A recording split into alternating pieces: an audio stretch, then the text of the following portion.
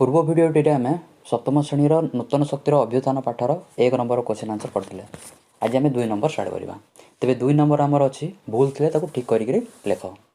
क bit question हूँ सुल्तान महमूद को संपर्क में अमीर खुसरो खजाइन उल फुतु वर्णना करता है। ठीक कर आम लिखा सुल्तान महमूद को संपर्क में फिरदौसी शाहनामा वर्णना करता है। ख बिट क्वेश्चन हूँ ओडिशार सोमवंशी मानकर शासन विषय साहित्यिक उपादान जना पड़ता है। ये ठीक कर लिखा ओडिशारे सोमवंशी मानकर शासन विषय अभिलेख मानक जना पड़ता है। प्रतिहार माने शिव और दुर्गा उपासक थे। ठीकटा हम प्रतिहार माने विष्णु और सूर्य उपासक थे। घ बिट हूँ द्वितीय वीरबल्लाल पांड्य वंशर शासक थे। ठीकटा हम द्वितीय वीरबल्लाल हयशाल वंशर शासक थे। व बिट सोमवंशी माने सूर्यवंशीय शासक थे। ठीक उत्तर हम यार सोमवंशी माने चंद्रवंशीय शासक थे।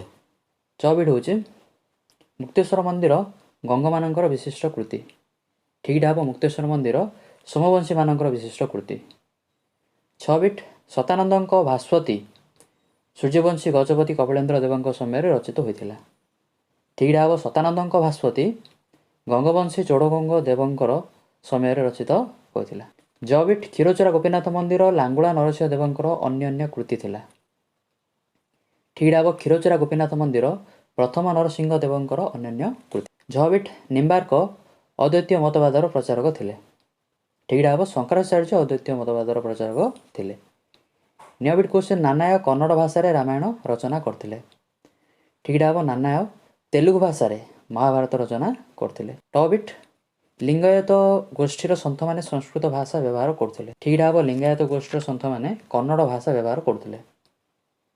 लास्ट बिट बिहार आबू पर्वत में दिलवार जैन मंदिर तार मार्बल कला प्रसिद्ध। ठीकटा हम राजस्थान माउंट आबू पर्वत में दिलवार जैन मंदिर तार मार्बल कला प्रसिद्ध। 3 नंबर क्वेश्चन हूँ बंधनी मध्य उपयुक्त शब्द बाछी शून्यस्थान पूरण कर। क बिट क्वेश्चन तुगलकनामा डैश को द्वारा रचित होता। तुगलकनामा अमीर खुसरो रचना करते। ख बिट सुल्तान महमूद डैश थर भारत आक्रमण करते। सुल्तान महमूद 17 थर भारत आक्रमण करते। ग बिट पृथ्वीराज मोहम्मद घोरी को डैश युद्ध में परास्त करते। पृथ्वीराज चौहान मोहम्मद घोरी को प्रथम तिरोरी युद्ध में परास्त करते। घ बिट महेंद्रपाल डैश वंशर राजा थे। महेंद्रपाल प्रतिहार वंशर राजा थे। व बिट चोल मानकर राजधानी डैश थिला। चोल मानकर राजधानी तांजोर थिला। च बिट भुवनेश्वर लिंगराज मंदिर डैश को समय निर्मित होता। भुवनेश्वर लिंगराज मंदिर द्वितीय जजाति समय निर्मित होता। छ बिट भास्वती नामक ग्रंथ डैश रचना करते। भास्वती ग्रंथ सतानंद रचना करते। ज बिट कंबान डैश भाषा रामायण रचना करते। कंबान तमिल भाषा रामायण रचना करते। झ बिट गोपुरम डैश भारतीय मंदिर गुड़िक देखा जाए। गोपुरम दक्षिण भारतीय मंदिर गुड़िक देखा जाए। न्य बिट डैश कलिंग स्थापत्यर निदर्शन। मुक्तेश्वर मंदिर हूँ कलिंग स्थापत्यर निदर्शन।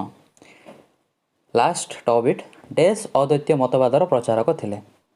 शंकर अद्वैतीय मतवादर प्रचारक थे। 4 नंबर क्वेश्चन देला क स्तंभ सहित ख स्तंभ मिसेवाई।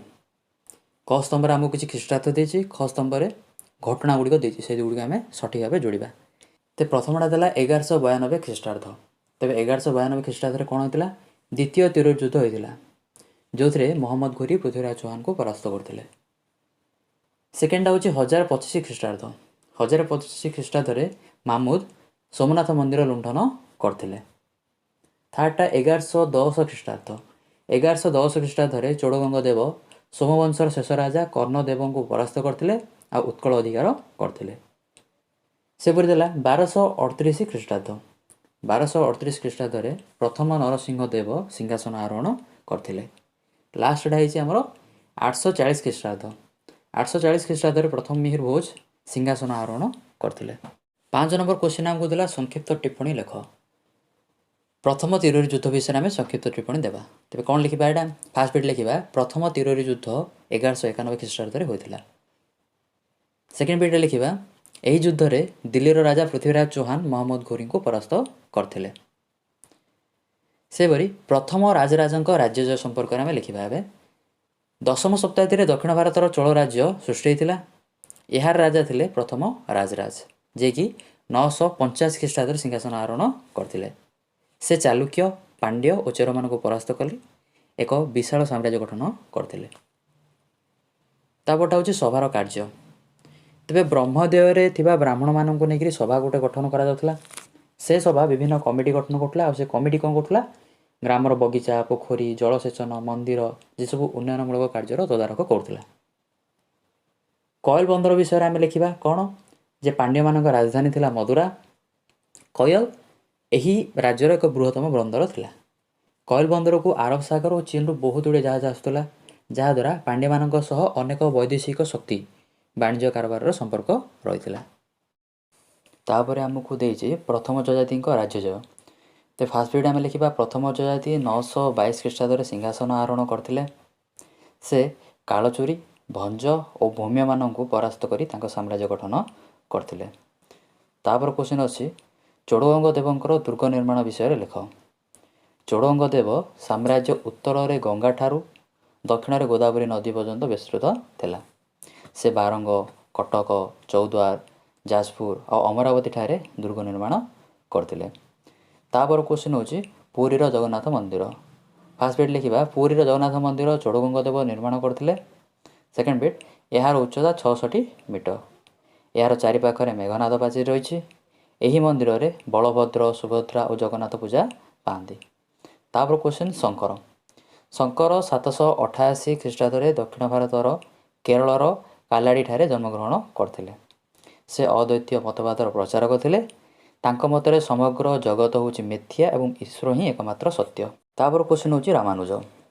ରାମାନୁଜ ଏକଦଶ ଶତାବ୍ଦୀରେ ଦକ୍ଷିଣ ଭାରତରେ ଜନ୍ମଗ୍ରହଣ କରିଥିଲେ। ସେ ଭକ୍ତିବାଦର ପ୍ରଚାରକ ଥିଲେ। ଭକ୍ତି ଦ୍ୱାରା ଈଶ୍ୱର ପ୍ରାପ୍ତି ହୋଇପାରିବ ବୋଲି ସେ ପ୍ରଚାର କରିଥିଲେ। ତାପରେ ଅଛି କବୀର। କବୀର ଉତ୍ତର ଭାରତର ଜଣେ ବିଖ୍ୟାତ ସନ୍ଥ ଥିଲେ। ବିଜୋଗ ଗ୍ରନ୍ଥରେ ଥିବା ଦୋହାରୁ ତାଙ୍କ ଧର୍ମବାଣୀ ବିଷୟରେ ଜାଣିହୁଏ। ନାନକ ଶିଖ ଧର୍ମର ପ୍ରବର୍ତ୍ତକ ଥିଲେ। ଗୁରୁ ଗ୍ରନ୍ଥ ସାହେବରୁ ତାଙ୍କର ନୀତିବାଣୀ ଜାଣିହୁଏ। ତାପରେ ଅଛି ଶ୍ରୀ ଚୈତନ୍ୟ। ଶ୍ରୀ ଚୈତନ୍ୟ ବଙ୍ଗଳାରେ ଜନ୍ମଗ୍ରହଣ କରିଥିଲେ। ତାଙ୍କ ବାଣୀ ଚୈତନ୍ୟ ଚରିତାମୃତ ପୁସ୍ତକରେ ରହିଛି। ତାପରେ ଆସିଲା ଗୋପୁରମ୍। ଦକ୍ଷିଣ ଭାରତରେ ଅଷ୍ଟମରୁ ଦ୍ୱାଦଶ ଶତାବ୍ଦୀ ମଧ୍ୟରେ ନୂତନ କଳା ଓ ସ୍ଥାପତ୍ୟ ଦେଖାଯାଇଥିଲା। ମନ୍ଦିର ମଧ୍ୟକୁ ପ୍ରବେଶ କରିବା ପାଇଁ ପ୍ରବେଶ ଦ୍ୱାର ଥିଲା, ସେଗୁଡ଼ିକୁ ଗୋପୁରମ୍ କୁହାଯାଉଥିଲା। ଲାଷ୍ଟଟା ହେଉଛି ଆମର ତେଲୁଗୁ ଭାଷାରେ ସାହିତ୍ୟ। ଆନ୍ଧ୍ରରେ ତେଲୁଗୁ ଭାଷା ଓ ଲିପି ଅଷ୍ଟମ ଶତାବ୍ଦୀରୁ ପ୍ରଚଳିତ ହେଲା। ତେଲୁଗୁ ଭାଷାରେ ରାମାୟଣ, ମହାଭାରତ ସେ ସମୟ ରଚନା କରାଯାଇଥିଲା।